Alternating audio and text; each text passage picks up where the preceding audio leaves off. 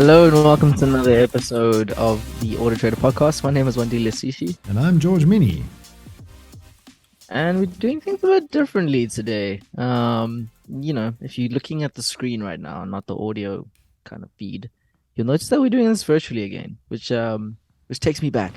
I don't know about you, George, but it takes me real back. Yeah, it's a little bit reminiscent of the COVID days, but we are in a hybrid working environment, and today was a non-office day. So we had other stuff to do in the office yesterday. So today we decided to do this remotely because we can.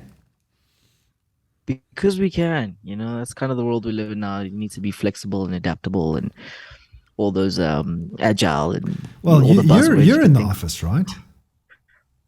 I'm in the office, yeah, because I to be honest, I had a little bit of some issues with my setup, and I was like, I know the perfect place, which is always working. Is it lonely there on a Friday? Yeah, it's like 3 people from the marketing team. So shout out to my fellow soldiers in marketing who are here. But it's kind of, I like being here. I don't mind so much. No, it's not too bad.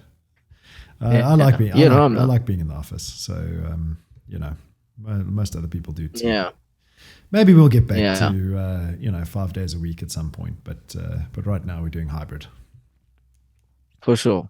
So today's kind of special. I believe, if I'm not mistaken, that today is World EV Day. Yes. And what does that mean to somebody who doesn't know what EV Day is? What is it? What are we celebrating today? Well, this is World EV Day on the day of recording, which is the 9th of September. So, correct. Yeah. So you had a few interviews today where I think you're on the news this morning. Yes. Yeah, and I saw you speaking about living with an EV, and something that was interesting that came up was, what is since it's been about a year now since you've had an EV. So like, how has it been for you? Would you say the experience? Do you regret it? Is there anything that you want to change? Is there anything that you want to kind of spotlight? Definitely don't want to change anything. I would do it again. The only thing I keep on kind of saying is the car is just too expensive. That's the only problem, is the cars are too expensive. But other than that, I don't see myself going back, to be honest. I don't see myself going back. Maybe not as a primary vehicle, but we will still think there's still some options out there that will still tickle your fancy. I don't know. I've always wanted to own a Porsche 911. But now that I've experienced the acceleration of an EV, maybe a Porsche Taycan. I don't know. Taycan. How do you say it? Taycan. Yeah. You've driven that too. How does it compare to your I-Pace? Well, I drove the base model, which is comparable. Okay. I think the build quality of an I-Pace and the build quality of the Taycan is similar. It's very, very much the same. Also, although one's a 2-seater, the one's a proper 4-seater. So that's the thing you got to live with if you want a Porsche like that, is you don't have much space in it. Yeah. Speaking of fuel types, so today's episode is the fill-up episode. So we'll be talking about the liquid pot of gold at the end of the month of September, or the beginning of September rather. So as you know, in September, there's the second consecutive month that the fuel price has gone down since the whole war that's happening up in Europe. And we kind of getting to a point now where we're returning to some of the numbers that we're seeing before. So I thought maybe let's talk about what it costs to actually fill up a car now that things have changed. I don't know if your fuel consumption has changed as a result of, Escom and load shedding. But for the rest of us, I'm sure it has. Have you experienced any big change in the price that you're paying to fill up in your EV?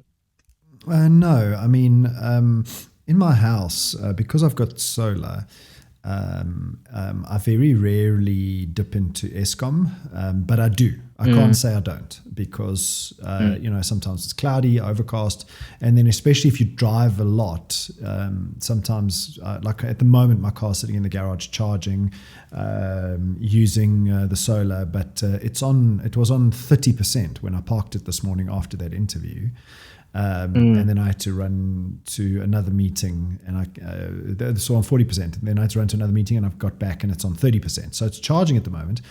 So more, and it says it's going to take about 8 hours to fully charge. So I would imagine I'm going to run into Eskom's power, because when the sun goes down, I don't allow it to deplete my house's batteries.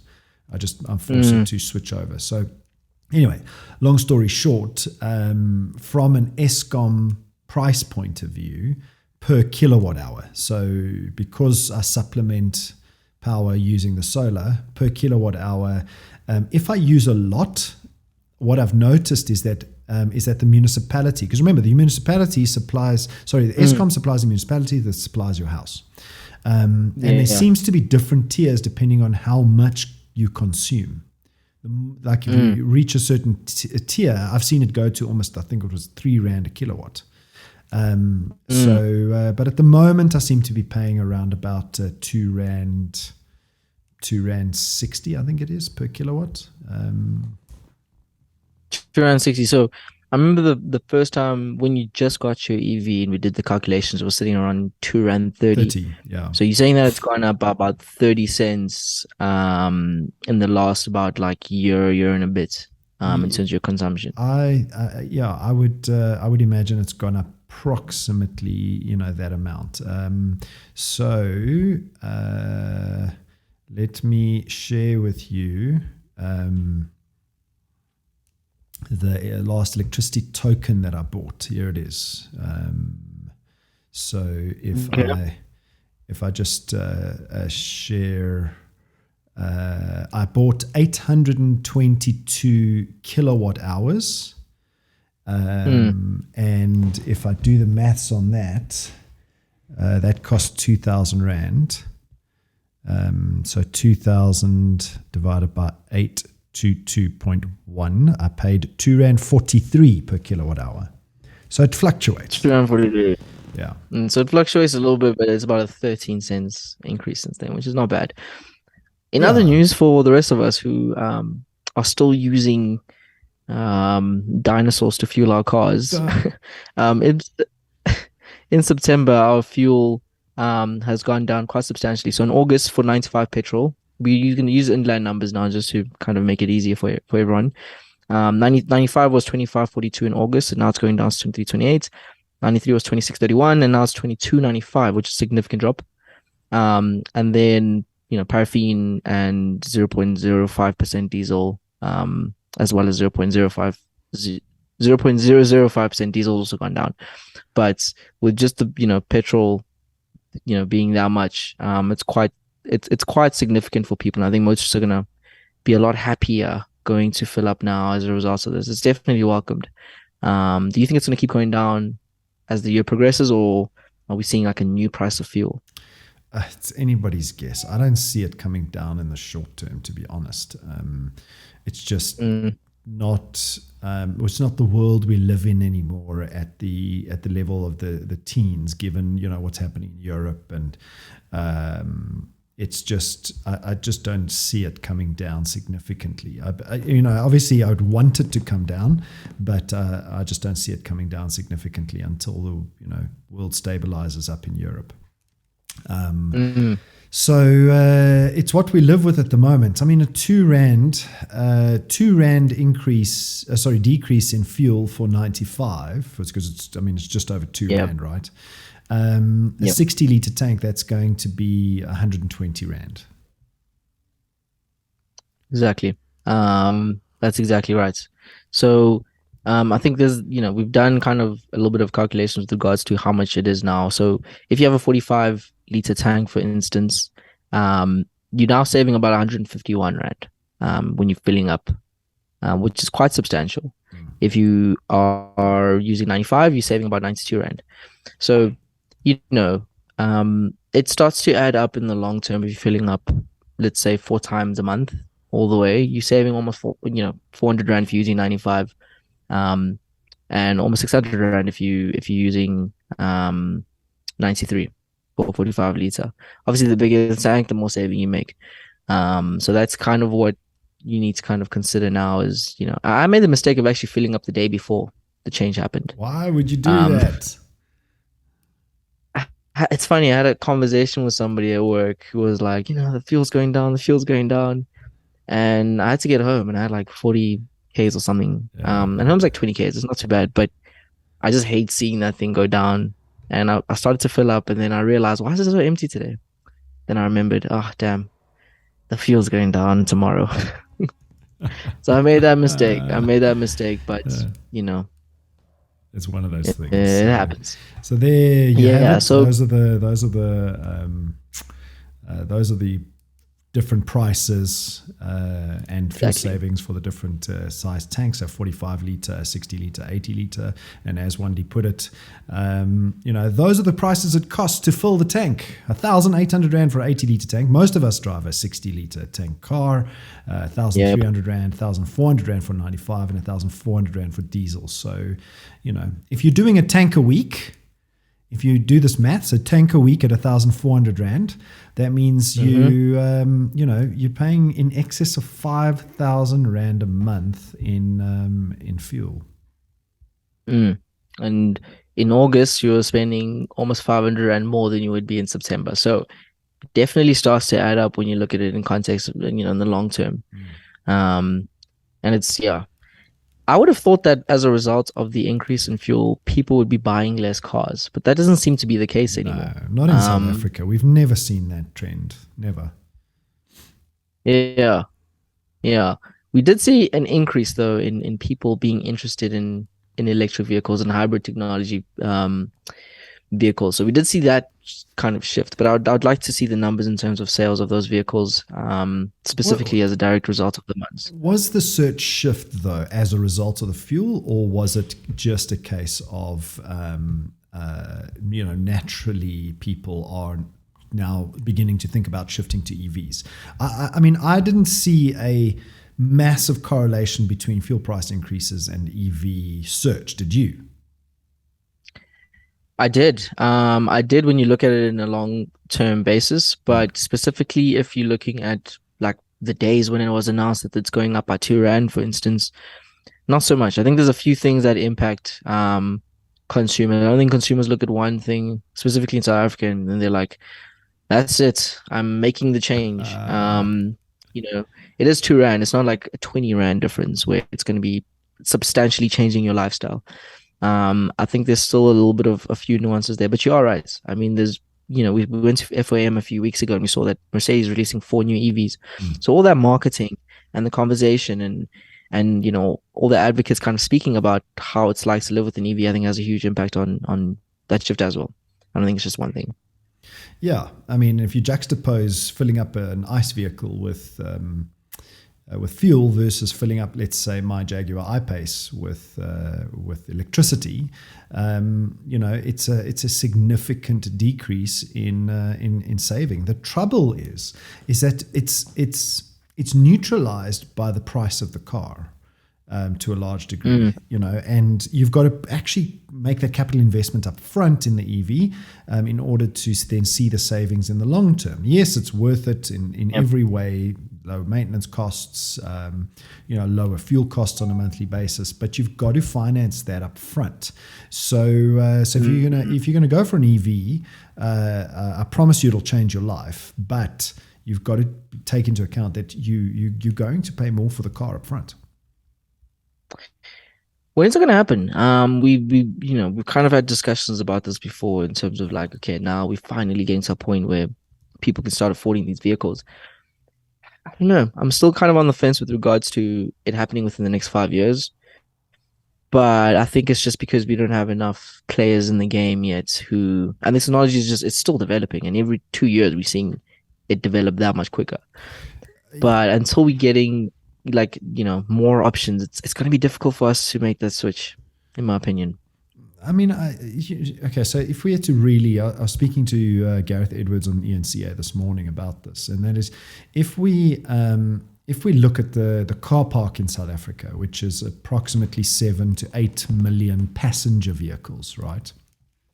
Now, it's not all the trucks, buses, and all that stuff, which takes us, way over 10, 11 million vehicles. But 7 to 8 million passenger vehicles driving around the roads of South Africa, right? Last month, what did we sell? New passenger car sales, August. I think it was around 20-something thousand. For South Africa. It would be more, like 30. Yeah, but you've got to take out exports and stuff like that. Okay, call it new passenger vehicle sales, 31,269, increasing by 14% compared to August 21. Okay, so call it 30,000 for argument's sake. Yeah, per month. That's 360,000 per year, right? At the moment, we are selling probably in the region of about 400 EVs per month, I think. Per year, I think. So we've got it. The first objective is to replace the sales of 30,000 a month, which is 360 a year, with 100% EVs. Okay, so currently we're at about 1% of the sales being EVs. We've got to get to 100% of the sales being EVs. That is going to happen from about 2035 onwards, right? So we've got a long road to go before new sales are actually 100% EVs. Once 100% of that 30,000 a month is EVs, then we've got to work through the system. So all of the cars on the road, the 7 to 8 million, have to be replaced with EVs. And once we're at 100% penetration, 360 a year, you can see that it's going to take 20 years at that rate for the car park to be replaced. So if we take 20 years from 2030, that means only 2050 will we see 100% car park penetration. Maybe 2040, we'll see 50% penetration into the car park. Yeah. So it's going to be a long time. This is not an overnight thing.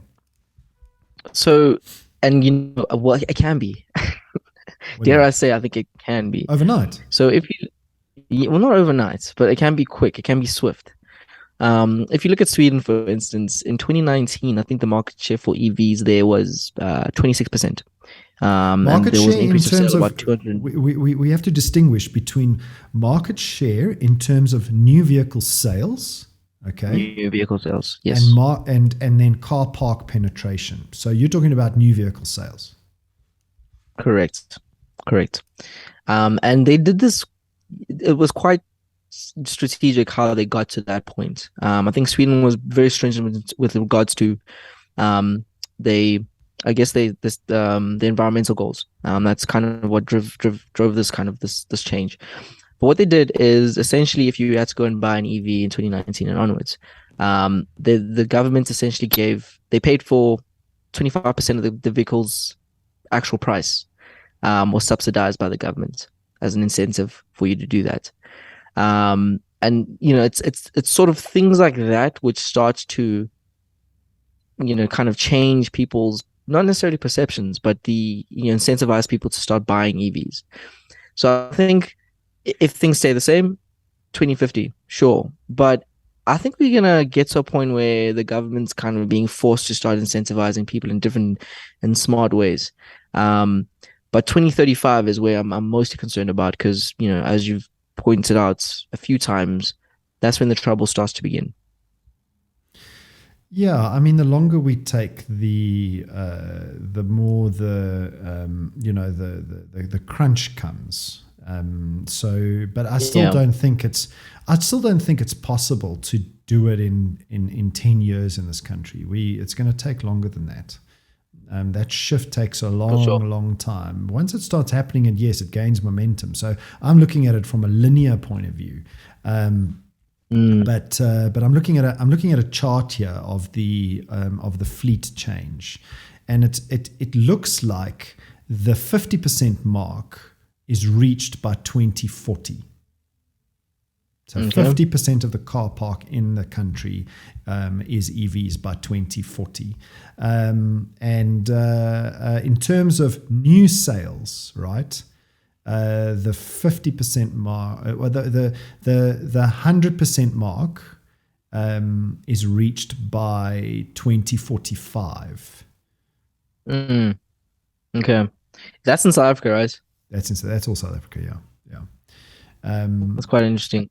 So and then there's an aggressive approach where we reach 100% of sales by 2032. Okay, so that's more realistic in terms of the EU's deadlines of 2030 to 2035. But until 2032, we'll still be selling fossil fueled cars. In terms of that doesn't happen overnight story.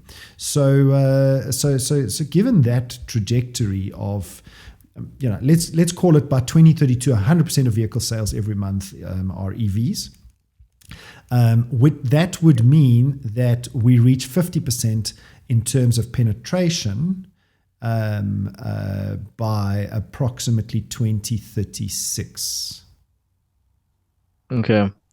Sorry, 50% penetration by 2036 and 100% penetration by approximately 2045-ish. Okay. That makes sense. I have a question, and I'm going to pose it to you because I think you may have thought about this before. In a scenario where we get to the 50%, what does that mean for the fuel price for like petrol or diesel? Do you think we can get to a point where there's just too little supply for it to be cheap? Or are we going to see another massive increase as a result of supply and demand, which might even drive more people to buy EVs as a result of that? Or do you think that's not even going to be a factor? Just bear in mind, we should bear in mind, should I say, that in the world of 100% EVs, where else is fuel used? It will be powering houses, I would assume. No, houses could be on solar. So chances are fuel price will tend upwards in the long run because demand will be so low. We won't. So that means that crude oil, because that's where fuel comes from, right? Crude oil, we won't have to turn it into petrol anymore. There'll be some refineries that will have to do it. The fuel will be used for, let's say, racing cars, and there'll be legacy ICE vehicles driving around the world somewhere. But at the end of the day, the demand will fall through the floor. What does that mean? We won't have to create or turn crude oil into fuel or into petrol. So prices have to go up in that world. Because it's the volumes aren't there, and in the long run, all that will happen is those crude oil companies volumes will drop, and that crude oil will be used in other things. Remember, crude oil is not only used for petrol. Yeah, it's used in other things. I think it's even used in rubber. So crude oil is not only used to make petrol. So, it's used to make other things, but the demand will drop and the fuel price will probably go up in the short term at that point, at which point, it'll be just too expensive to even own an EV. But the bigger question is, where's the government going to get the replacement tax on the fuel? Yeah. It will be somewhere. Our government's pretty clever. But this is a phenomenon around the world, right? It's a tax that's necessary in order to repair the roads. Whether there's corruption or not is beside the point. The tax is necessary in order to keep the road infrastructure up. So that means that, is it a case of electricity prices are going to go up in order to compensate? How are governments around the world going to deal with this loss of tax? Yeah, for sure. I don't think it's a question that's been answered yet. Yeah, we should definitely start digging into what other countries doing around the world who are at that point. I don't think there's anybody. See what the answer is. I don't think there's anybody that's got there. Yeah. Norway, but Norway is such a small place. Exactly. It's not really comparable. Before I leave you, George, so there's the top five selling cars, new cars specifically in South Africa was the Toyota Hilux, Polo Vivo, Toyota Urban Cruiser, the Ranger, and the Isuzu D-Max. Do you know how much it is to pull them up currently in September? Well, I mean, I would imagine. Do you want to take a guess? No. I mean, the Toyota Hilux,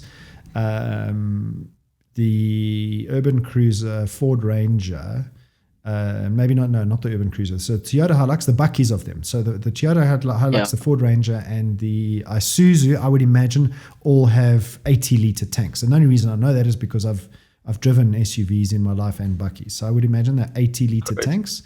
And in terms of the table we were looking at a little bit earlier on, probably in the region of 1,900 Rand to fill.